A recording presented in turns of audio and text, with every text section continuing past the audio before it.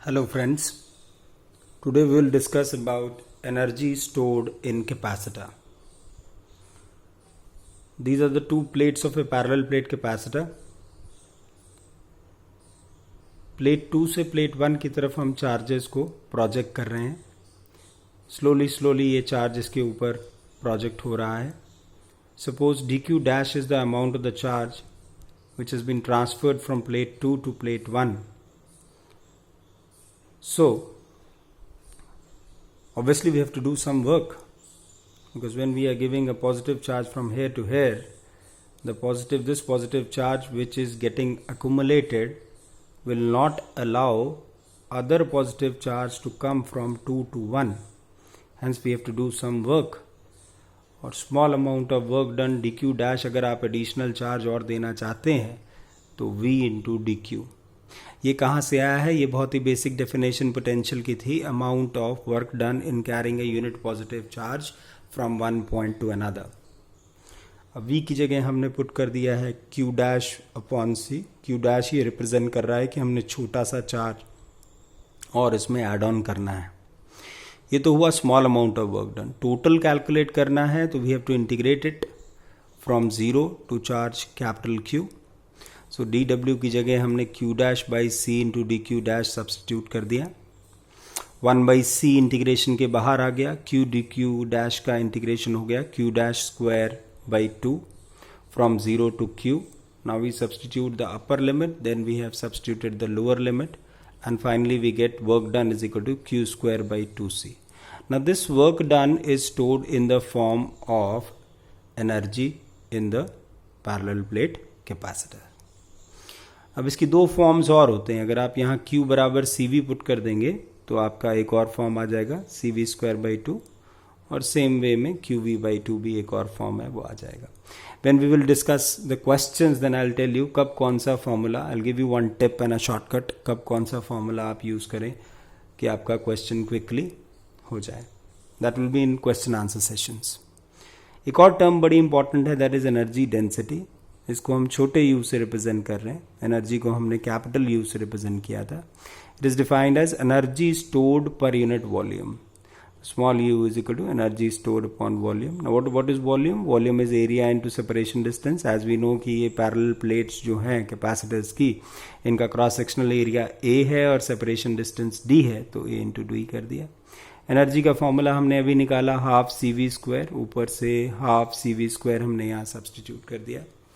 C की जगह we all know for a parallel plate capacitor C is epsilon naught A by D, तो C की जगह epsilon naught A by D put कर दिया. AD आपका एज इट इज रखा हुआ है, और V की जगह आपने E इंटू डी पुट किया. So from here A cancels with A, D square cancel with D square, and I am left with the formula half epsilon not E square. So this is about energy density. अब एक बहुत important topic पढ़ते हैं, that is redistribution of charge. Charge कैसे distribute होता है, और एक कंसेप्ट आएगा कॉमन पोटेंशियल का, तो इन दोनों को डिस्कस करते हैं. मान लीजिए आपके पास दो सरफेस बॉडीज़ हैं A और B. इस पे चार्ज Q1 है, इस पे चार्ज Q2 है. इसका पोटेंशियल V1 है, इसका पोटेंशियल V2 है. शुरू में ये अलग अलग रखे हुए हैं, तो Q1 हो गया C1 V1, Q2 हो गया C2 V2. आपस में नहीं कनेक्टेड हैं तो इनकी इनिशियल एनर्जी हो गई. एनर्जी एक स्केलर क्वांटिटी होती है, तो पहले की एनर्जी प्लस दूसरे की energy, that will be the total initial energy before connecting. So half C1 V1 square plus half C2 V2 square. This is before connection. Now what we do is हमने इनको किसी metallic wire से जोड़ दिया. जब हमने इनको जोड़ा तो चार्ज का मूवमेंट स्टार्ट होगा. चार्ज हमेशा मूव करता है from a higher potential to lower potential. Suppose हम मान लेते हैं V1 हाई पोटेंशियल पे है, V2 लो पोटेंशियल पे, तो चार्ज कहाँ से कहाँ जाएगा? चार्ज जाएगा A से लेके B.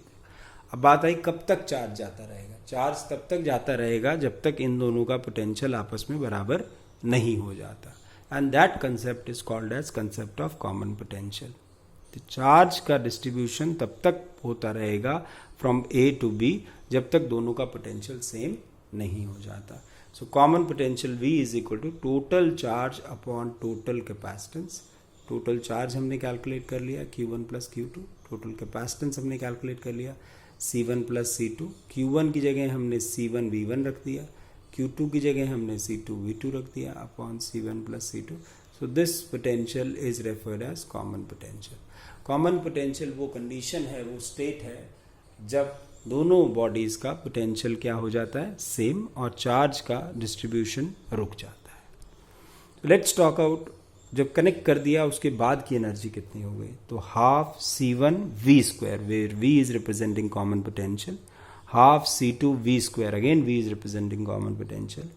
इस एक्सप्रेशन को सॉल्व करने के लिए हमने V स्क्वायर कॉमन ले लिया और V स्क्वायर की जगह हमने V की जो वैल्यू थी वो यहाँ सब्स्टिट्यूट कर दी और V की वैल्यू थी C1 V1 plus C2 V2 upon C1 plus C2.